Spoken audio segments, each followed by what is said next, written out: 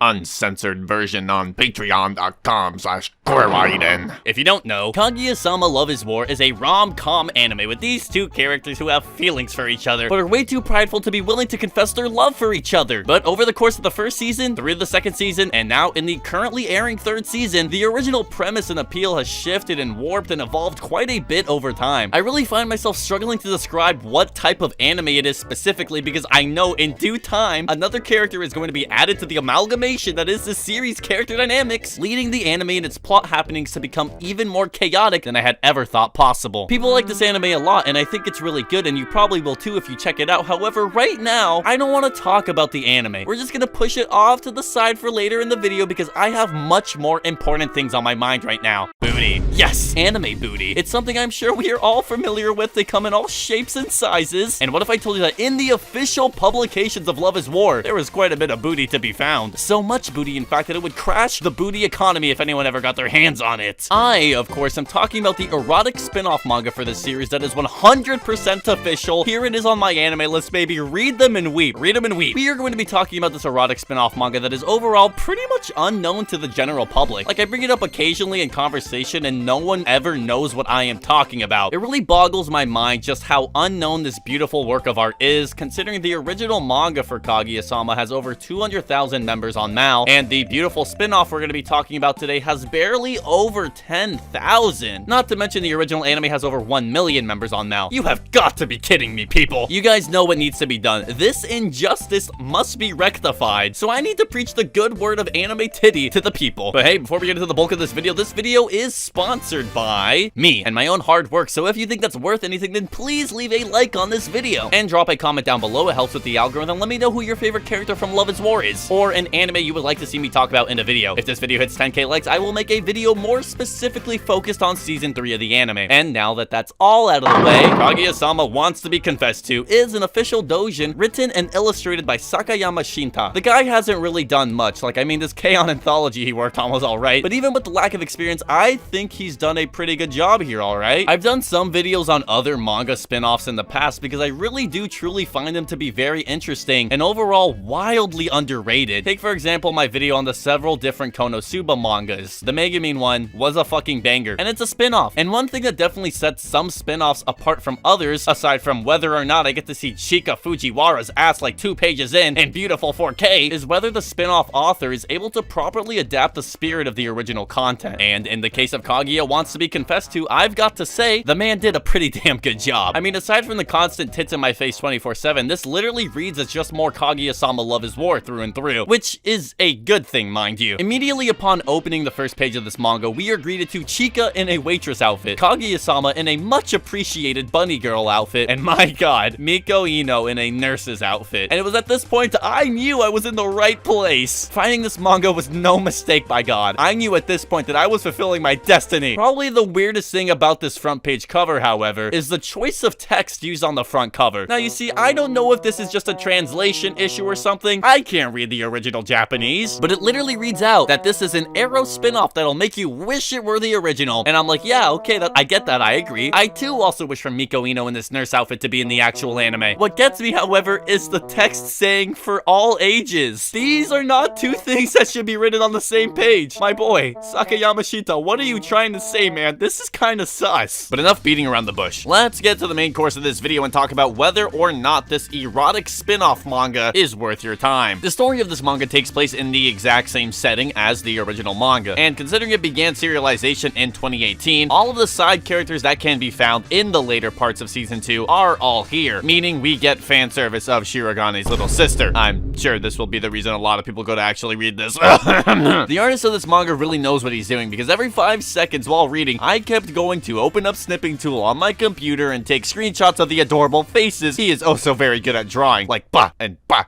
and ba and And this panel. Now this panel is peak fiction. The art in the spin-off doujin is honestly better than a lot of the art in the earlier chapters of the actual fucking manga, and that says something. I just like to emphasize that I do love you, Akasaka. I will stand you to the day I die. I just felt the need to make the comparison, because that's how good the art in this damn thing is. What's unique about this manga is the greater emphasis on sexual innuendos and way more raunchy plot happenings that would never happen in the actual anime or manga. However, even with this, it doesn't really feel over the top or too Coomer baity, if you will, like other ecchi mangas. While reading, I felt like there was personally a really good balance of a genuinely good manga and an ecchi series that would let my monkey brain go awooga, awooga every once in a while as well. One chapter that I thought was exceptionally amazing was chapter 4, although this probably is in due part to the fact that it follows Miko Ino. This chapter follows her misinterpreting a bunch of situations as sexual when they're actually innocent in nature. Like, there's this one part where she chases after Chika because she thinks she's about to be a victim of a very bad crime that I can't say the name of or I will get demonetized. And then it's like, nope, she walks into a wedding that Chika just so happens to be ushering. Look at this face. Look at the disappointment. This is fire. Oh, I almost forgot to mention, there is fan service, with a little bit of fan service, and a bunch more fan service. What's great about recommending this manga to people is that it's the perfect thing to read if you're a fan of Love is War, because it takes advantage of things like ships and jokes that were already made within the series, but it gives you an extra level of meta-textual enjoyment. But on top of all of that, it's the perfect thing to recommend to people who don't even like Love is War, because you just get to see the characters in loot scenarios, and that's literally never a bad thing. For me, I'm personally always itching for more Love is War content, but I don't really want to read the manga because I simply love the way the anime is directed way too much. The season 3 ending song made me coom like a million times. Guys, I really do like this anime a lot, but I don't want to be spoiled. So this doujin manga kind of felt like a really good solution to that conundrum. I don't get spoiled for the anime, but I also get more content to shove down my colossal throat into my big vor belly. Unlike other spin-off series, instead of slowly getting more and more loot over the course of the volumes to the point where it's indistinguishable from hentai a lot of the time, this manga was extremely lewd right off the bat. Like, I literally can't show a lot of the panels on YouTube, but weirdly enough, as I read it, it became more and more wholesome the farther I went along, which is like, what the fuck? I think it's odd because clearly it tries to advertise itself as a more lewd and possibly crude version of Love is War initially, but then kind of ends up blue-balling the reader, and oh my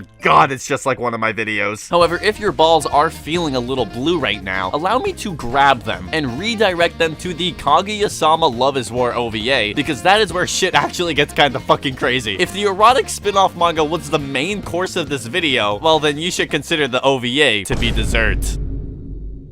This OVA is like a bootleg version of the anime. Watching this OVA feels like walking in on your parents having sex. It's something you should never see in your entire life because watching your favorite wholesome characters in these extremely scandalous situations just feels dirty. But hey, I'm not complaining like all these mal reviews who act like they've never seen a titty before. This OVA is pretty good to look at for reasons I think obvious. But what the mal reviews complaining about the excessive sexualization and objectification fail to give credit to is that outside of the titties and whatnot, this is still a top 5 episode, just out of how absolutely hilarious it all is. Trust me, I know what it feels like to walk in on the 3,292nd anime girl showering scene. I've been around the block a lot, I'm basically a local at this point, but the way they animate Chika Fujiwara in some of these scenes cannot go unnoted. This will awaken things in you, be wary. I also think it's important to mention that the second half of this episode really doesn't even have anything sexual in it at all. It really pisses me off when people see a titty and all logic and brain power in their heads absolutely disintegrates and they fail to approach it with any respect because they saw a boob. And I don't know, maybe boobs are scary. This OVA is good. If you're one of those people who are afraid to read manga because reading is hard and it hurts your brain, then what you would have gotten out of the manga we talked about earlier, you would also get out of this OVA, if not more. I guess it depends on your tastes. Personally, I am very excited for season 3 of this anime. It's only been a few episodes up to this point, and it's still completely blowing away all my expectations. I really do love this anime a lot. And I don't know, maybe if we could get a season 4, that would be appreciated as well. A1 Pictures, get on it, man! Overall, I like Kaguya, I like big-breasted anime women, and I love my patrons over at patreon.com/KoreWaiden who make videos like this one possible. So a huge thanks to Capitan, Rover Rote, Daniel Fitch, Adam, Afterstorm, From Brian, Burnt Burrito, Dusk, Everly 2, Amy Wright, Jacob, K-Moy, Kona Kona, Megaton, Mental Penalty, Noobside, Nosame, Overlord Scooby, Praise and Nerf, Puggy for 20, Robert, Chicken, Derp Cloud, Ducktoad, Wild the Guy, Zora, Mirage, Chugsworth, and all my other patrons.